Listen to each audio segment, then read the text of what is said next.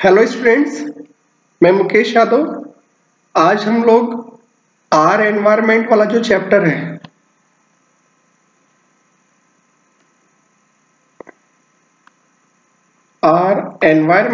Chapter है उसके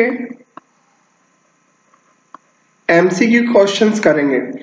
कुछ इंपॉर्टेंट क्वेश्चंस है, आप इनको सॉल्व कर लोगे तो आपके एग्जाम में ये हेल्पफुल होंगे। अभी हाफ ईयरली का एग्जाम आएगा, उसमें आपका एक क्वेश्चन एमसीक्यू इस चैप्टर से आएगा।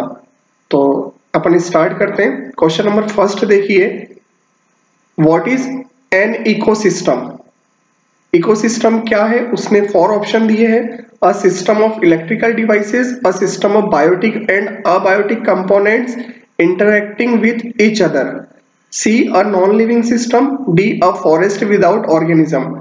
तो आप देखिए, इसका जो बी ऑप्शन होगा वो करेक्ट होगा कि बायोटिक एंड अबायोटिक कंपोनेंट, उन दोनों के बीच में इंटरेक्शन होता है, उसी को हम इकोसिस्टम बोलते हैं। क्वेश्चन नंबर 2 देखिए, which of the following is not a natural ecosystem. हमने देखा है कि 2 तरह के इकोसिस्टम होते हैं, एक होता है नेचुरल इकोसिस्टम और एक होता है ह्यूमन मेड या आर्टिफिशियल इकोसिस्टम।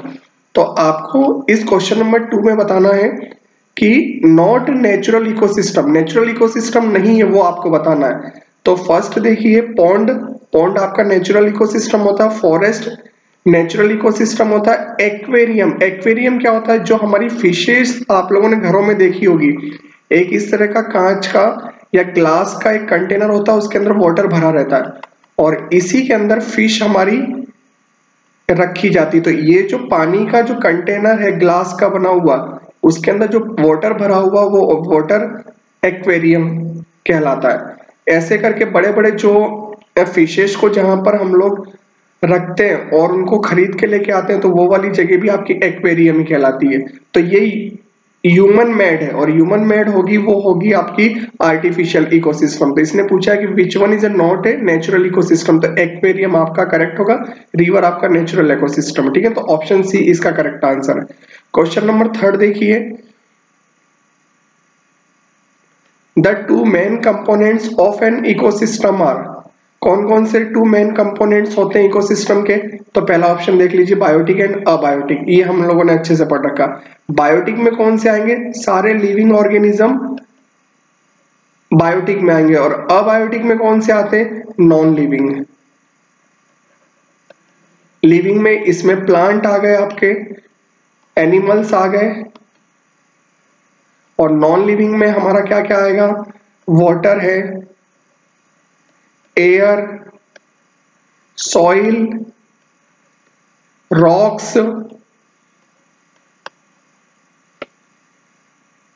क्वेश्चन नंबर 4 देखिए, तो इसका ए ऑप्शन राइट है ना, biotic and abiotic. Question number 4 देखिए, a food chain always begins with. Food chain हमारी कहां से स्टार्ट होती है ये आपको बताना है। तो फूड चेन में आपने देखा है कि ये हमेशा स्टार्ट होती है प्लांट से, और प्लांट्स हमारे क्या होते हैं? प्रोड्यूसर्स। और फर्स्ट ऑप्शन दे रखा हर्बीवोरस, जो प्लांट को खाते हैं वो हर्बीवोरस। प्रोड्यूसर, फूड चेन हमेशा प्रोड्यूसर से स्टार्ट होती है, तो ऑप्शन बी आपका बिल्कुल करेक्ट होगा। डिकम्पोजर, ये सबसे लास्ट में जो डेड हो जाते हैं आपके ऑर्गेनिज्म, उनको डिग्रेड करने का काम करता है। और कार्निवोरस, जो एनिमल्स को खाते हैं वो सारे कार्निवोरस होते हैं। तो इसने पूछा है कि फूड चेन कहां से स्टार्ट होती है, तो हमारे प्रोड्यूसर से, तो बी ऑप्शन आपका इसका करेक्ट होगा। Question number 5, in a food chain which organism occupies the second trophic level. Second trophic level में कौन सा ऑर्गेनिज्म आएगा, ये इसने क्वेश्चन पूछा है। तो आप लोग ये देखो कि पहला क्या बोल रहा है? कार्निवोरस, हर्बीवोरस, डीकम्पोजर, और डी ऑप्शन इसने दिया है प्रोड्यूसर्स। तो सेकेंड ट्रॉपिक लेवल के बारे में बात कर रहा है। अगर फर्स्ट ट्रॉपिक लेवल की बात करता तो वो होते हैं हमारे प्रोड्यूसर्स, और प्रोड्यूसर्स में सारे के सारे प्लांट आते हैं, और उसको जो कंज्यूम करेगा वो होता है हमारा प्राइमरी कंज्यूमर। और प्राइमरी कंज्यूमर इट मींस ये हो गया फर्स्ट ट्रॉपिकल लेवल और ये हो गया हमारा सेकेंड ट्रॉपिक लेवल। तो प्रोड्यूसर को खाने वाले कौन होते हैं? हर्बीवोरस। तो ऑप्शन बी इसका करेक्ट आंसर होगा। ठीक है, चलिए नेक्स्ट क्वेश्चन देखो। Question number 6, the interconnected network of food chain is called? तो option A food pyramid, option B food web, option C energy flow, option D food net.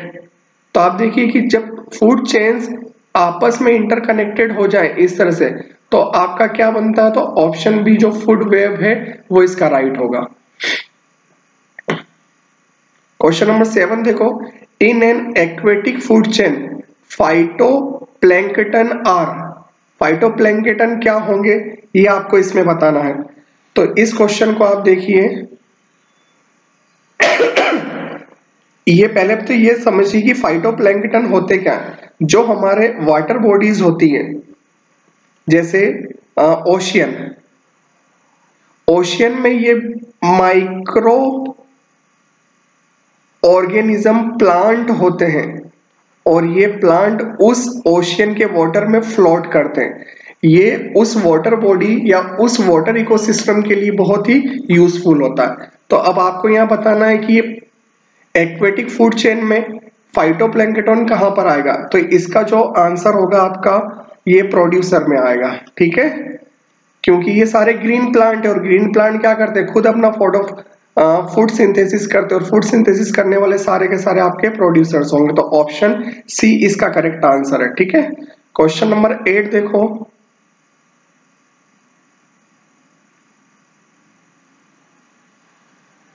Energy flow in ecosystem is, ecosystem में जो energy का flow होता है वो cyclic होता है, unidirectional होता है, मल्टी डायरेक्शनल होता है या सर्कुलर। तो याद रखना कि जो हमारी सनलाइट होती है, सनलाइट से एनर्जी जाती है प्लांट में, प्लांट से हर्बीवोरस में, हर्बीवोरस से कार्निवोरस में, ठीक है। ये हमारी सनलाइट है, ये हमारे प्रोड्यूसर्स हैं, ये हमारे हर्बीवोरस है और ये हमारे कार्निवोरस है। तो इसमें जो एनर्जी का फ्लो होता है वो हमेशा यूनिडायरेक्शनल होता है। सनलाइट से प्लांट में जाएगी, प्लांट से सनलाइट में एनर्जी नहीं आ रही है, तो जब एक ही डायरेक्शन में एनर्जी का फ्लो होता है तो उसको बोलते हैं यूनिडायरेक्शनल। तो इसका बी ऑप्शन हमारा बिल्कुल करेक्ट होगा। क्वेश्चन नंबर 9 देखिए, the 10% law in the food chain states, 10% law food chain में क्या बोलता है कि only 10% energy is transfer to the next tropic level. Option A क्या बोल रहा है? 10% energy is lost at each trophic level. Option C बोल रहा है 10% energy is recycled by decomposer और डी बोल रहा है नन ऑफ द अबव। तो ऑप्शन बी बिल्कुल करेक्ट होगा कि only 10% energy is transfer to the next tropic level. Okay, question number 10 देखिए, which trophic level do humans belong to in the food chains, कि humans कौन से trophic level से belong करते हैं फूड चेन में। तो पहला ऑप्शन दे रखा है इसने primary producer, second primary consumer और सी ऑप्शन दे रखा है सेकेंडरी और टर्शरी कंज्यूमर और डी ऑप्शन दे रखा है इसने डीकंपोजर। तो जो ह्यूमंस होते हैं, ह्यूमंस हमारे सेकेंडरी और टर्शरी कंज्यूमर में फूड चेन में बिलोंग करते हैं, ठीक है। तो ये ऑप्शन हमारा सी करेक्ट होगा। चलिए question number 11, ozone in the atmosphere protects us from, ozone हमको किससे प्रोटेक्ट करती है?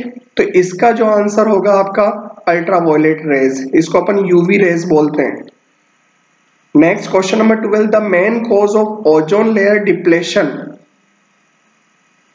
ओजोन लेयर क्यों डिप्लेट हो रही है? तो उसके देखो ऑप्शन दे रखा है कार्बन डाइऑक्साइड, मीथेन, क्लोरोफ्लोरोकार्बन जिसको CFC बोलते हैं और नाइट्रोजन। तो इसका जो राइट आंसर होगा CFCs होगा। क्वेश्चन नंबर 13 देखिए, the ozone layer is located in the, जब हम अर्थ से ऊपर एटमॉस्फेयर की तरफ जाते हैं, स्पेस की तरफ जाते हैं तो अलग अलग हमें लेयर्स मिलती है। तो ये जो ओजोन लेयर है हमारी, ये कौन सी जगह है? तो आपको बताना पड़ेगा इसमें स्ट्रेटोस्फीयर, ठीक है। ये क्वेश्चन आपके बुक में नहीं लेकिन आपको ध्यान रखना है ये कि स्ट्रेटोस्फीयर में ओजोन लेयर लोकेटेड है। क्वेश्चन नंबर 14 देखिए, which of the following is a biodegradable substance. पहले तो आप समझ लीजिए बायोडिग्रेडेबल सब्सटेंस क्या होते हैं, कि ऐसे सब्सटेंस जो बायो प्रोसेस से या नेचुरली डिग्रेड हो जाते हैं उनको हम बायोडिग्रेडेबल सब्सटेंस बोलते हैं। इसमें कौन कौन से बायोडिग्रेडेबल सब्सटेंस हो सकते हैं? देखो पहला ऑप्शन दिया इसने प्लास्टिक, फिर दिया सेकंड ऑप्शन वेजिटेबल पील, सी दे रखा है ग्लास और डी दे रखा है एल्यूमिनियम फॉइल। तो इसका जो राइट आंसर होगा ये वेजिटेबल पील्स होती है। आप लोग देखते हो कि जो भी हम सब्जियां होती है उनके जो छिलके होते हैं ऊपर उनको पील बोलते हैं, ठीक है ना। वो जैसे ही हम बाहर फेंकते हैं घर के बाहर तो 20-25 दिन बाद देखते हो कि वो सारे के सारे जो पील्स थी वेजिटेबल वो सारी गायब हो जाती है, वो मिट्टी के अंदर घुल जाती है। वो ऐसा क्यों हो रहा है? क्योंकि जो डीकम्पोजर उस मिट्टी में थे, उस सॉइल में थे, वो सारे के सारे इसको वेजिटेबल पील को डिग्रेड करके सॉइल में उसको मिक्स कर लेते। तो ऐसे सारे सब्सटेंस कहलाते हैं आपके बायोडिग्रेडेबल सब्सटेंस। तो ऑप्शन बी इसका करेक्ट होगा। ठीक है, ये जो प्लास्टिक है, ग्लास है, एल्यूमिनियम फॉइल है, ये तीनों ऑप्शन जो है वो आपके नॉन बायोडिग्रेडेबल सब्सटेंस के होंगे। तो आपको बताया गया है कि दो तरह के सब्सटेंस अपने सिलेबस में है, एक है बायोडिग्रेडेबल और दूसरा कौन सा है? डिग्रेडेबल।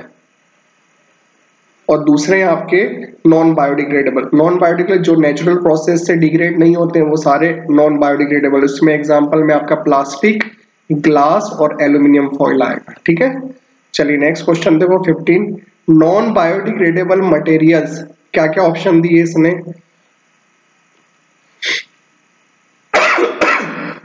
इसने बोला non biodegradable decay easily by natural process, do not decay easily, are always useful to environment, are only found in forest.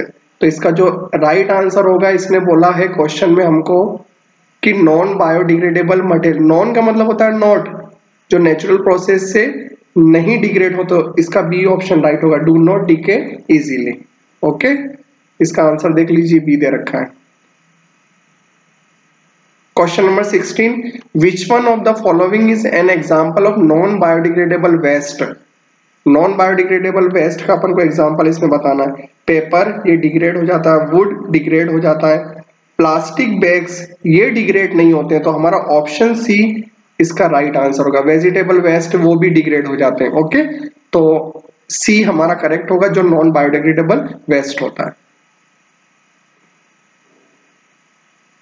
Question number 17 देखो, biodegradable waste can be converted into, जो भी बायोडिग्रेडेबल वेस्ट वो किस में convert हो जाते हैं? Plastic में नो, मेटल्स में नो, ग्लास में नो, वो कंपोस्ट में कन्वर्ट हो जाते हैं। ठीक है ना। Question number 18, herbivores are, herbivores क्या होते हैं? तो इसका देखिए, primary consumer, secondary consumer, tertiary consumer, decomposer. तो हर्बीवोरस हमारे प्राइमरी कंज्यूमर्स होते हैं। और ये किसको खाते हैं? प्रोड्यूसर्स को। प्रोड्यूसर्स को जो सबसे पहले फीड करते हैं वो सारे प्राइमरी कंज्यूमर्स होते हैं। ठीक है, तो प्राइमरी कंज्यूमर हर्बीवोरस है आपके। क्वेश्चन नंबर 19 देखो, विच of the following is a primary consumer? कौन सा इसमें से प्राइमरी कंज्यूमर है? तो मैंने अभी बताया कि जो प्रोड्यूसर्स को खाएगा, तो प्रोड्यूसर्स जनरली क्या होते हैं? प्लांट्स। प्लांट्स में ग्रास होती है, तो ग्रास को खाने वाला कौन होगा? Grass hopper. तो ये बी ऑप्शन इसका राइट होगा। लॉयन नहीं होगा, वल्चर नहीं होगा और बैक्टीरिया भी नहीं होगा। क्वेश्चन नंबर 20 देखो, डीकंपोजर्स हेल्प इन, डीकंपोजर किस में हेल्प करते हैं? तो ऑप्शन ए पोलाइनेशन, नहीं ये प्लांट के लिए बात होगी। फोटोसिंथेसिस नहीं, प्रोड्यूसिंग फूड नहीं। बी ऑप्शन देखो, ब्रेकिंग डाउन डेड ऑर्गेनिज्म, जो भी डेड ऑर्गेनिज्म है उनको ब्रेक डाउन करने के काम आता है ये डीकंपोजर। डीकंपोजर में जनरली हम लोग बैक्टीरिया की बात करते हैं, फंजाई की बात करते हैं। क्वेश्चन नंबर 21 देखो, N example of decomposer is snake not, grass not, rabbit not. Decomposer का काम कौन करेगा? फंजाई। मैंने भी आपको बताया था बैक्टीरिया और फंजाई जनरली इसमें आते हैं। Question number 22, consumers that feed on both plants and animals are called. ऐसे कंज्यूमर जो जिनका खाना प्लांट और एनिमल दोनों होता है उन्हें क्या बोलते हैं? हर्बीवोरस केवल प्लांट होगा, कार्निवोरस केवल एनिमल्स होगा, ओमनीवोरस ये बोथ आ जाएगा, जो प्लांट और एनिमल दोनों इसका फीड करते हैं। ठीक है, तो ओमनीवोरस करेक्ट है। क्वेश्चन नंबर 23 देखिए, the ultimate source of energy in an ecosystem, कि हमें जो एनर्जी मिल रही है उसका अल्टीमेटली सोर्स कौन होता है, तो इसका आंसर होता है सनलाइट। सन से जो लाइट मिल रही है वही हमारी अल्टीमेटली एनर्जी सोर्स है। क्वेश्चन नंबर 24 देखिए, which of the following organisms are producers, कौन से प्रोड्यूसर ऑर्गेनिज्म होते हैं, काउ, ये तो हर्बीवोरस है। ये ट्रीज जितने भी होंगे ग्रीन, वो सारे के सारे आपके प्रोड्यूसर्स है, तो ऑप्शन बी राइट आंसर होगा इसका। टाइगर्स नहीं होगा और फ्रॉग भी नहीं होगा, तो बी ऑप्शन जो ट्रीज है वो करेक्ट है, ठीक है।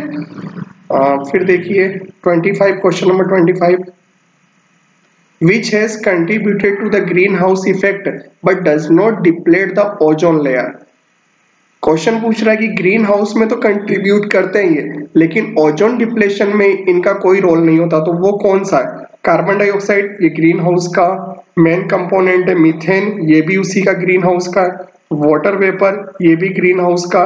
ऑल ऑफ द अबव, ये सभी के सभी किसके, ग्रीन हाउस इफेक्ट के, लेकिन ये ओजोन डिप्लेशन में इनका कोई रोल नहीं होता, तो इसका आंसर हो जाएगा D, all of the above.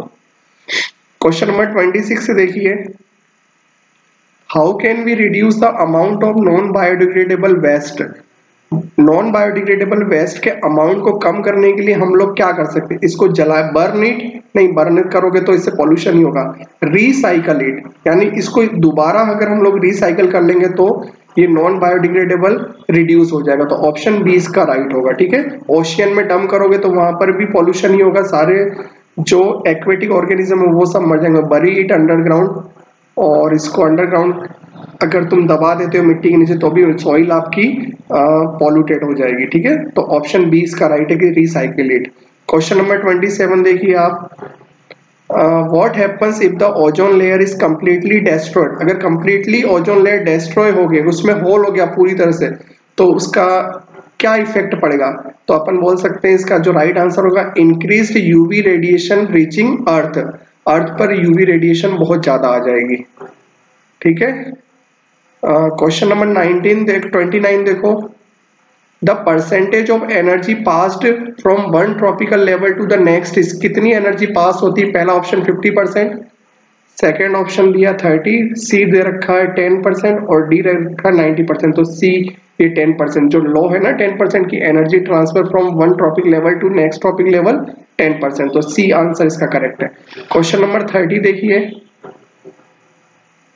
Question number 30, decomposers play a major role in, यानी डीकम्पोजर का मेजर रोल क्या है, तो increasing CO2 in the atmosphere, no, recycling nutrients in the ecosystem, ये बिल्कुल करेक्ट आंसर, कि जो भी न्यूट्रिएंट्स इकोसिस्टम को उसको रिसाइकल करना, क्योंकि जो भी डेड ऑर्गेनिज्म है वो सारे मर जाएंगे और मरने के बाद उनको डीकम्पोज करके उनमें जितना भी हमारा एलिमेंट या न्यूट्रिएंट्स है उसको वापस इकोसिस्टम को दे देता है, तो ये काम करता है डीकम्पोजर, तो इसका बी ऑप्शन बिल्कुल राइट है।